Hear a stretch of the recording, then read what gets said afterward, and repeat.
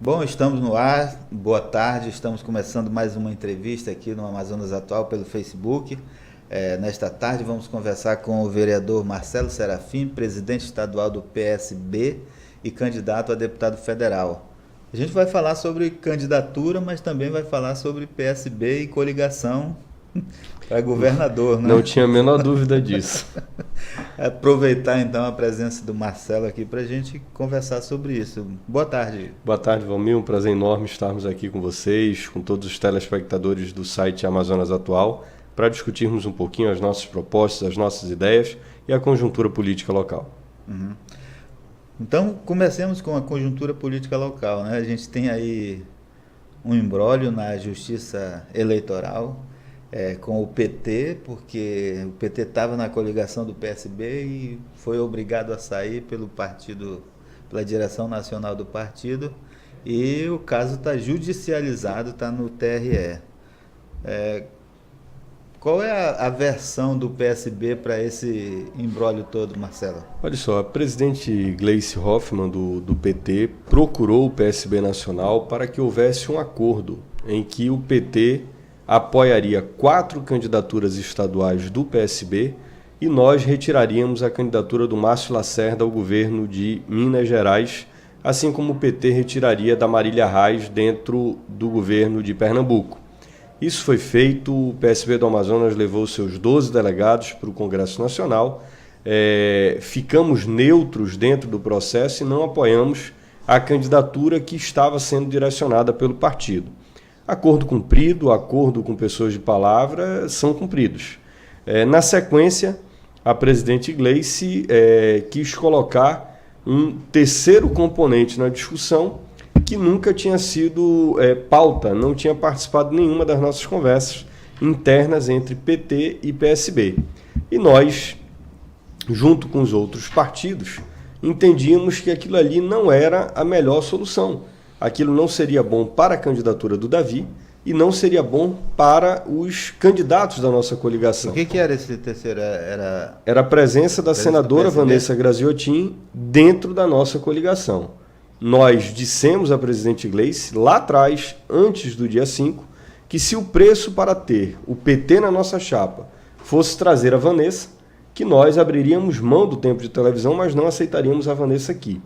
Isso é uma posição não minha enquanto presidente estadual do partido, mas uma posição partidária do nosso coletivo e que representa também o pensamento dos demais partidos da coligação. Acabou que, como eu fui o responsável por dar a notícia, algumas pessoas, tanto do PT quanto do PCdoB, querem imputar a mim essa situação. Não é. Nós entendemos que ela não é o melhor nome para representar o Senado, por tudo que ela já fez ao longo do tempo. Olhe para a história, veja as últimas 5 eleições e veja o lado que a Vanessa estava, não era o lado do trabalhador. Ela esteve no lançamento da pré-candidatura do Davi Almeida, né, quando lançou a pré-candidatura a governo ali no Morro da Liberdade. E ali fez discurso, tirou foto. Naquele momento ainda havia a possibilidade de coligação? Ela esteve no pré-lançamento da candidatura do Davi, como inúmeros outros partidos estiveram presentes no lançamento da pré-candidatura do Davi. Isso não queria dizer absolutamente nada. O Davi é um nome que representa o novo, é uma novidade na eleição, é uma pessoa que teve a oportunidade de estar de forma interina no governo por 144 dias e que mostrou o seu recado. Quem escuta o Davi falar, quem para ouvir o Davi, sai de lá convencido de que ele será o próximo governador. E nós temos muita responsabilidade dentro do projeto e dentro desse processo. E não podíamos fazer absolutamente nada que maculasse a imagem do Davi. Mas o que a Vanessa fez de tão ruim que não poderia... Isso daí, Valmir, não sou eu que tenho que dizer. As pessoas que estão nos assistindo e que rejeitam fortemente a Vanessa, e não apenas ela, outros candidatos ao Senado, eles sabem muito bem. Nós que somos políticos, nós pagamos preços por posturas e posições. E cada um é responsável por pagar os preços de suas decisões. Ela, ao longo do tempo, tomou várias decisões e agora paga o preço. Em 2010, ela se elegeu senadora na chapa do Braga. Agora, em 2018, ela conversava muito proximamente com a candidatura do Omar. Aí nós não aceitamos ela, o Omar não aceitou, e ninguém quer a Vanessa. Aí o culpado é o PSB? Não, eu acho que tem alguma coisa de errado. Não são com os outros. Por que ela não está aliada ao Eduardo? Por que ela não está aliada aos aliados históricos dela? Aí ela vem, nesse momento, querer utilizar a nossa estrutura de tempo de televisão, a nossa estrutura partidária para poder se promover. Isso a gente não vai deixar. Por conta de todo esse imbróglio, né, ontem a gente deu em primeira mão aqui a possibilidade de o Chico Preto virar vice do Davi Almeida. Se o PT, se for confirmado, o PT já está fora da coligação, né? Vocês tentam, com um recurso no TRE, trazê-lo de volta, né? Sim.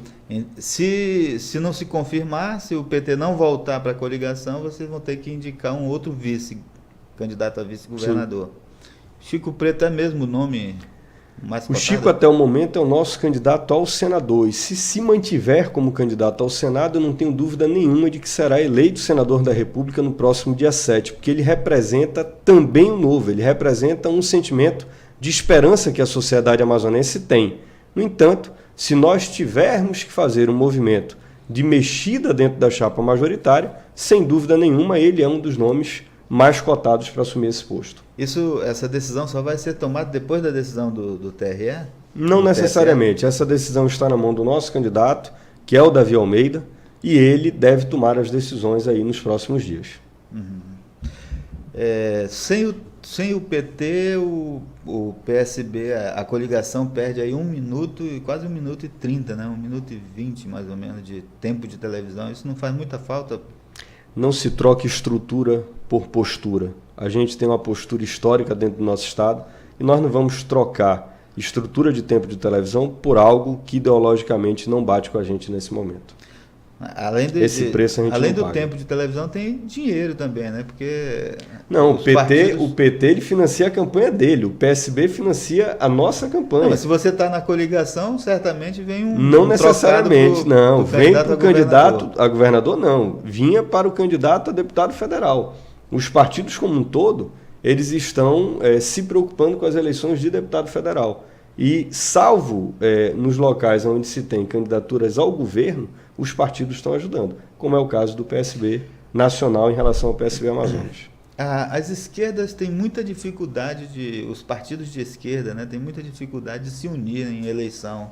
Por que isso acontece, Marcelo? Olha só, não vejo como dificuldade não. Em vários momentos históricos nós estivemos no mesmo caminho. Agora, tiveram alguns partidos de esquerda que nos últimos 10, 12 anos eles fizeram opções pelos movimentos de direita, pelo Braga e pelo Omar. E aí agora não dá para querer se unir com a gente. Depois que eles se contaminam, quererem ficar juntos com o PSB, isso daí não é algo que a gente vai aceitar. Cada um no seu quadrado. A gente respeita muito os outros partidos, mas, por exemplo, o PDT é um partido histórico de esquerda, um partido que em 2004 apoiou a eleição do prefeito Serafim. Nem por isso nós cogitamos a possibilidade de caminharmos com o PDT no Amazonas. O PDT mudou? Não, mas mudaram as pessoas que estavam à frente. Não dá para comparar Jefferson Pérez com o amazonino. E as pessoas são importantes nesse processo. Mas o Serafim já foi candidato a vice na chapa do Braga. Em 1998. Né? Isso fazem 20 anos, quando o Braga ainda se mostrava como uma opção de renovação. E naquela eleição era para a gente ter disputado o Senado, e abrimos mão disso para podermos tentar derrotar quem? O amazonino. 20 anos depois, nós estamos na mesma luta e agora vamos conseguir derrotá-lo. De onde vem essa convicção, Marcelo? Das ruas, Valmir. Quem anda pelas ruas sabe que o amazonino não representa todo o sentimento que a população brasileira tem nesse momento. As pessoas, elas esperam, elas têm esperança que algo novo possa acontecer. E nós representamos esse novo com o Davi e com o Chico Preto. Eu tenho a mais absoluta certeza que a nossa coligação fará o governador, fará senador da República e fará uma boa bancada de estaduais e de federais. Para a coligação, a deputado federal e estadual, é uma coligação só? É a mesma coligação para governador? Não, o PSB está com o PMB e com o PROS, o PMN vai só para estadual, o Podemos estava junto com o PT e para federal todos se juntam. Uhum. Quem são os outros candidatos da coligação à federal?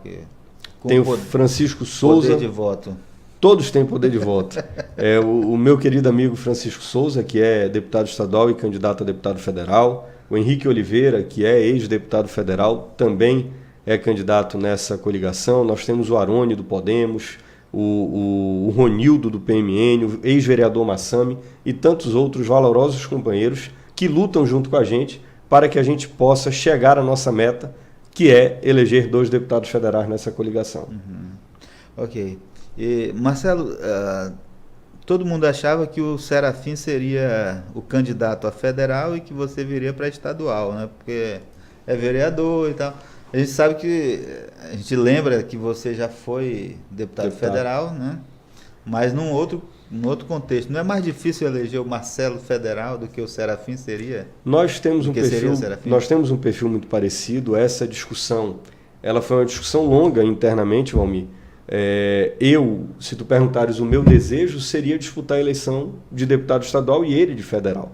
Mas haviam situações internas dentro da coligação que os outros candidatos entendiam o seguinte: olha, com o Marcelo tem disputa, com o Serafim é vaga certa. E aí isso gerava um problema interno na coligação. E o segundo ponto é que ele faz um belíssimo trabalho como deputado estadual, é o nosso candidato prioritário, o número dele é o 40400, e eu peço voto agora para quem nos assiste também para reeleger o deputado Serafim Corrêa. Ele tem uma reeleição muito provável para a Assembleia, já tem 71 anos, para ele seria um sacrifício ter que ficar indo e vindo de Brasília o tempo todo, e teve um outro fator que foi o que mais pesou, que é o meu irmão, que eu tenho um irmão de 38 anos de idade, que é tetraplégico, que vive com uma UTI montada dentro de casa, e a minha mãe fez um pedido para que ele não se ausentasse de Manaus nesse momento. Então nós, por uma decisão familiar, entendemos que o melhor caminho seria ele vir para a reeleição, e eu, que sou mais novo, que tenho mais pique para viajar para o interior do estado, sairia candidato a deputado federal. Nos próximos 10 dias, eu, o Davi e tantos outros parceiros dessa eleição, vamos estar visitando 25 cidades do interior. E aí, a gente que tem uma idade bem menor, a gente acaba tendo maior pique para fazer esse movimento. Ele fica em Manaus pedindo voto para a gente e a gente vai para o interior para pedir voto para ele. Quais são as bandeiras que vocês defendem, ou que você defende como candidato a federal para o Amazonas?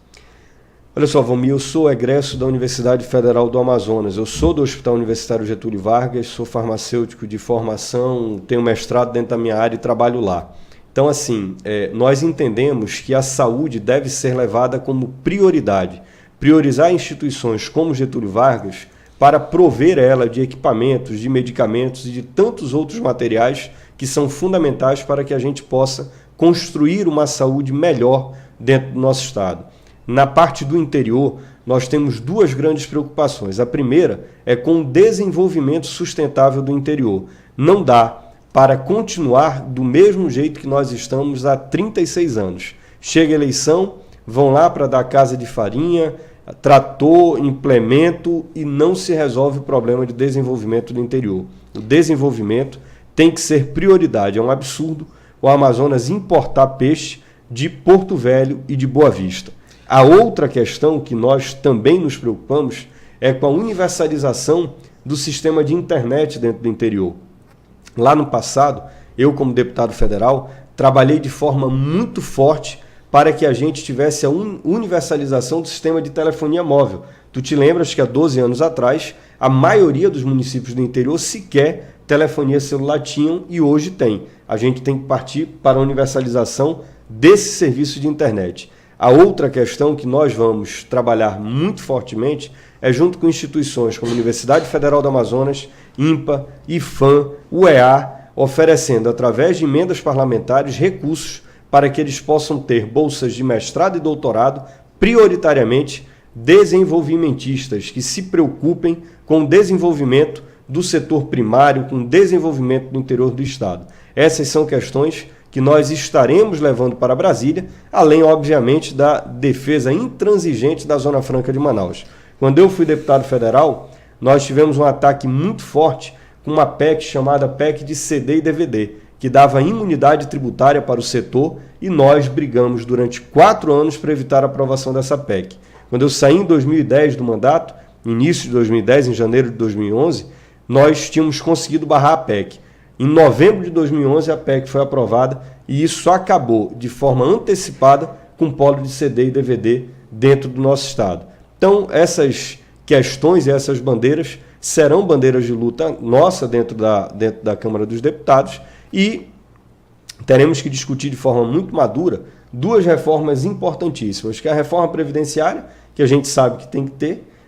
Existem situações que precisam ser discutidas de forma madura e responsável pelo povo brasileiro, que a Previdência, com os privilégios que temos hoje, certamente ela não vai conseguir pagar as aposentadorias daqui a 20, 30 anos. E a outra é a reforma tributária, que nós temos que ter uma atenção especial, tendo em vista que a reforma tributária pode ferir gravemente as vantagens comparativas que a gente tem dentro da Zona Franca. Eu queria começar de trás para frente, né? Em relação às reformas, o PSB foi contra ou a favor dessa reforma que estava proposta e que não chegou a ser votada? A reforma da Previdência tinha setores, tinham partes da reforma que o partido se posicionava de forma favorável e outras de forma contrária. Por exemplo, tu não podes tratar como idade mínima de aposentadoria a idade de um sulista com a idade de um nortista.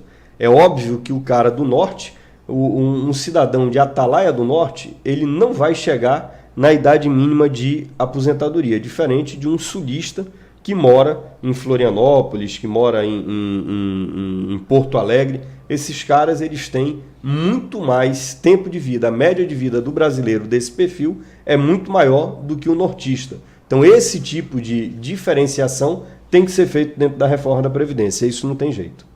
Pois é, mas aí não seria você medir o tempo de vida em vez do tempo de trabalho? Não, mas olha só, Valmir, eu não posso dizer que um cara que morre, em média, com 58 anos, ele vai se aposentar com 65, porque isso é injusto. Quem está assistindo vai concordar comigo. É justo você pagar a Previdência desde que você comece a trabalhar até os seus 58 anos, quando você vai morrer, e não ter direito a usufruir disso? Isso não é justo. Isso tem que ser discutido. Com relação à defesa da Zona Franca, Marcelo, o que a gente está assistindo hoje claro que tem esses ataques pontuais, como foi o caso dos refrigerantes, né? Do concentrado de refrigerantes, mas tem uma questão que é muito mais complicada, que é o tipo de produtos que está se produzindo aqui, né? Que nos sustenta. Claro, o polo de 2 rodas ainda tem uma vida aí muito promissora, né? Sim. Bicicletas e tal, mas quando a gente vai para a área de tecnologia... Celular, por exemplo... Isso a gente não faz ideia de como será o polo da zona... As indústrias da Zona Franca que vão produzir esse produto. Não sabemos nem que tipo de produto que a gente vai estar no mercado daqui a 10 anos. E como proteger a Zona Franca com uma incerteza desse tipo? Isso é muito difícil, porque a tecnologia avança, Valmir. Quando eu era deputado federal, quando a gente bateu forte na PEC de CD e DVD, a gente tinha como intenção salvar o polo de CD e DVD dentro do nosso estado. 10, 12 anos depois, essa PEC perdeu todo e qualquer sentido. Por quê? Quem que nos assiste agora que ainda compra CD e DVD? Acho que ninguém. Pouquíssimas pessoas compram. Hoje todo mundo baixa a música no celular. Então a gente precisa se adequar. Nem as empresas vendem mais, né? Oi? Nem as empresas vendem mais. Não. A Bemol, antes ela tinha uma área só de CD e DVD. Sim, exatamente. Se eu não me engano, o faturamento da Bemol era 10%, representava... os CDs e DVDs representavam cerca de 10% do faturamento. E hoje ela teve que migrar. As empresas e todos nós, o mundo vai ter que se adequar às novas tecnologias. E o Amazonas precisa fazer essa discussão. Agora, nós precisamos também potencializar algumas outras situações que nós não potencializamos. O Amazonas podia estar exportando açaí para o mundo inteiro e nós não estamos. Belém está fazendo isso muito bem e a gente é muito incompetente nisso. Por quê? Porque os governos não estimulam esse tipo de coisa. E aí, a AFEAM, a FAPEAM, junto com a pesquisa e tantos outros órgãos governamentais, eles precisam se preparar para que o Amazonas seja um grande exportador do setor primário. Se você, por exemplo, utilizar as margens do Rio Solimões, vindo lá de Atalaia do Norte até Manacapuru, você tem 18 cidades, se eu não estou enganado, que todas elas poderiam produzir em suas margens tambaqui para que desaguasse em algum lugar, fosse feitas a filetagem desse peixe e exportado para o mundo inteiro. A China precisa disso, o Japão precisa disso e nós precisamos nos adequar a isso. Problema da ração. Será que a gente não tem dentro da nossa floresta, através de pesquisas, como descobrir algo que faça uma ração barata e que seja altamente nutritiva para o nosso peixe? Certamente temos. E isso precisa ser discutido, isso precisa ser trabalhado. Pois é, esse peixe pode ser vendido aqui também mais barato. Não tenha dúvida, não tenha dúvida. Porque hoje a gente come um peixe muito caro. Muito. Carne é muito cara, a alimentação, de modo geral, é muito cara. Muito caro no Amazonas. Em relação a essa questão da internet, Marcelo, nós temos aí um satélite, né, que é da Telebrás e que está sendo disponibilizado por uma empresa de fora dos Estados Unidos para exploração desse satélite, para trazer internet para a Amazônia.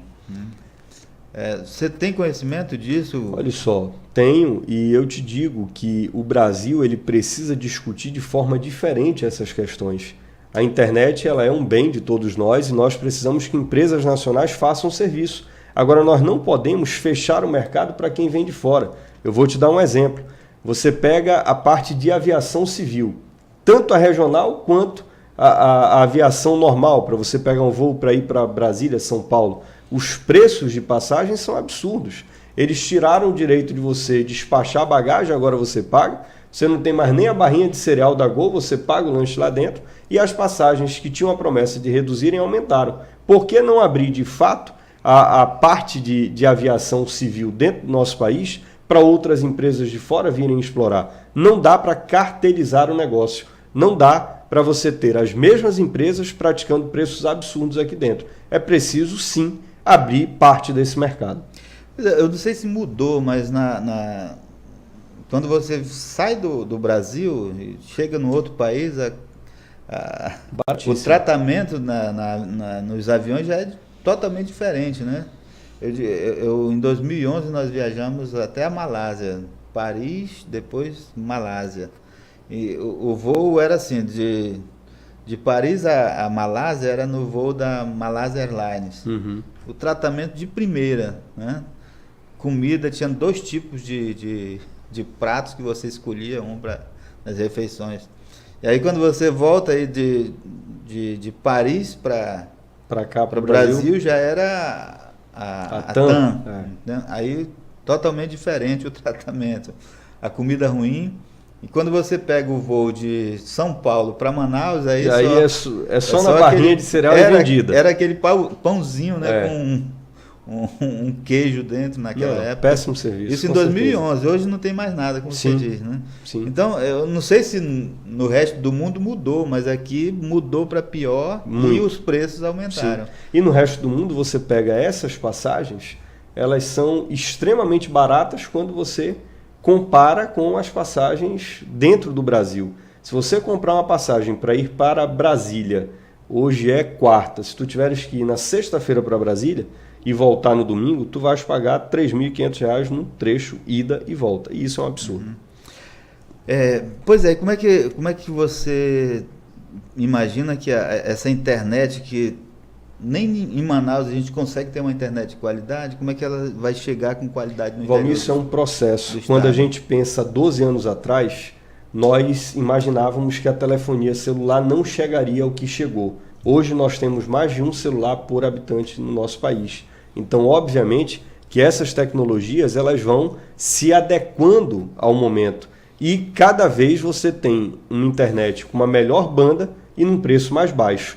Se você tem net, por exemplo, na sua casa, e você ficar 1 ano sem ligar para lá, 1 ano depois eles vão ter um pacote mais barato do que o teu e oferecendo uma internet de maior velocidade. Quem já fez essa experiência sabe que eu estou falando a verdade. Então, isso é um processo de tecnologia que ele rapidamente se desenvolve.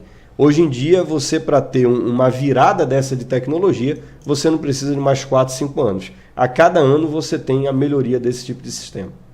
Você aposta que o mercado se regulariza em relação a isso, né? Eu não tenho dúvida. Eu acho que é importante que o governo esteja em áreas estratégicas, mas no resto é importante deixar que o mercado regule. Você pega, por exemplo, a questão do táxi versus Uber. Eu fui um defensor muito firme da tecnologia, porque isso é uma tecnologia, do Uber entrando dentro de Manaus. E hoje em dia você vê que a população de Manaus aderiu fortemente ao sistema. Não dá para você impedir que esse tipo de coisa entre. Não dá para cartéis continuarem se mantendo. Você falou em produção de peixe, né? O Amazonas tinha esse projeto, o governo Melo era uma das bandeiras do governo dele, era a criação de peixe, e nada disso avançou. A gente fala de aproveitar os recursos hídricos, mas não tem projetos realmente sustentáveis. A gente fala muito em desenvolvimento sustentável, mas na prática a gente tem algumas pesquisas que têm aí a proposta de você fazer um produto a partir de plantas da floresta. Caroço do açaí. Eu vi, por exemplo, na FAS, a Fundação Amazônia Sustentável, uns sabonetes que diz que era uma comunidade ribeirinha rural, né? Atendida pela FAS que produzia, mas um sabonete de muito má qualidade, né? E que não é produzido em grande escala aquilo, nunca vai gerar riqueza para aquela comunidade. O selo você imagina Amazonas, que esse desenvolvimento sustentável seja possível? Primeiro, Valmir, e isso eu vou fazer fortemente através do INPA, da Fiocruz, da UFAM e da UEA.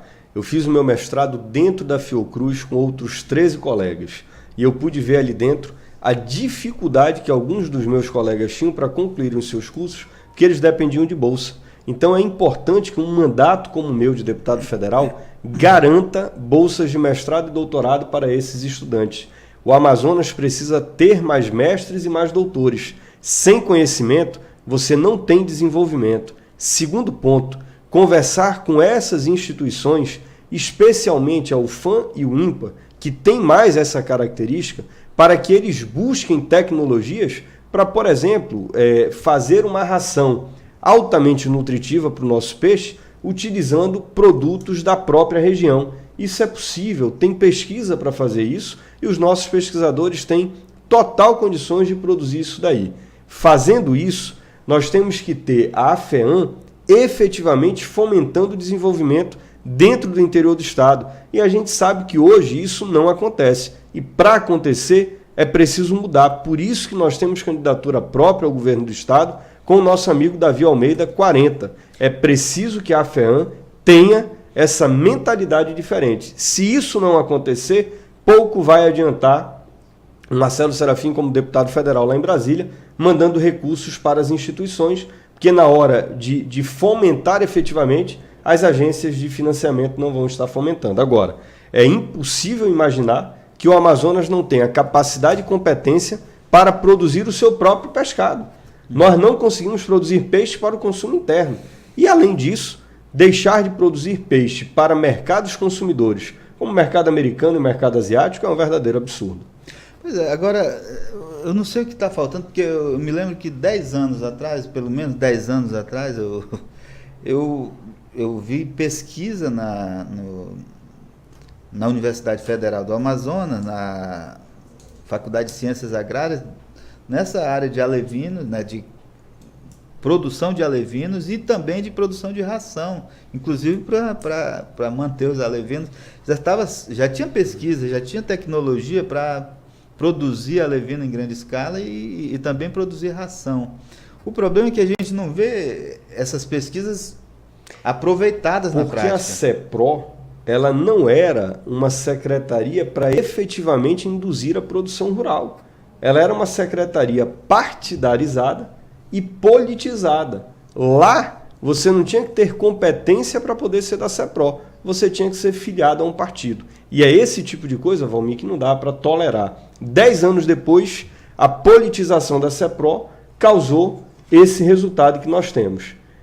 Os dois principais responsáveis por isso são candidatos nessa eleição. Um é deputado estadual e outro é deputado federal. E eles querem exatamente continuar esse ciclo vicioso que não leva o Amazonas a lugar nenhum.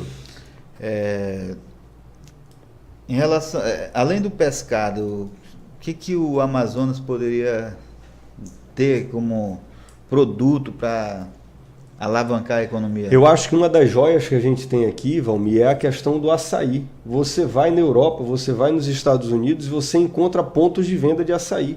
É um alimento altamente nutritivo e altamente conhecido lá fora. O Amazonas precisa ter a competência de produzir isso para exportar. Se nós fizermos o dever de casa, certamente nós vamos ter uma alternativa à questão da Zona Franca de Manaus. A questão da Zona Franca de Manaus é fundamental, nós temos que brigar dia após dia por ela, agora nós temos que começar a buscar alternativas. Quer ver um outro exemplo? Nós precisamos de zoneamento econômico e ecológico. O interior do estado tem que estar todo zoneado. Quem é que tem capacidade para produzir banana melhor? Quem é que consegue produzir o cupuaçu melhor? Quem é que consegue produzir o guaraná melhor? E aí incentivar dentro dos municípios esse tipo de produção, porque aí a gente consegue desenvolver e consegue levar riqueza para dentro dos municípios. Sem zoneamento econômico e ecológico, sem a exploração, por exemplo, do manejo florestal, certamente a gente não vai chegar no estado que nós queremos. Exploração da floresta, eu digo da madeira. Sim. E do subsolo, dos minérios. Você é a favor? O subsolo, ele é uma questão mais de governo federal, né? O que está no subsolo, ele é de propriedade do governo federal. E aí o governo federal fortemente age nisso daí.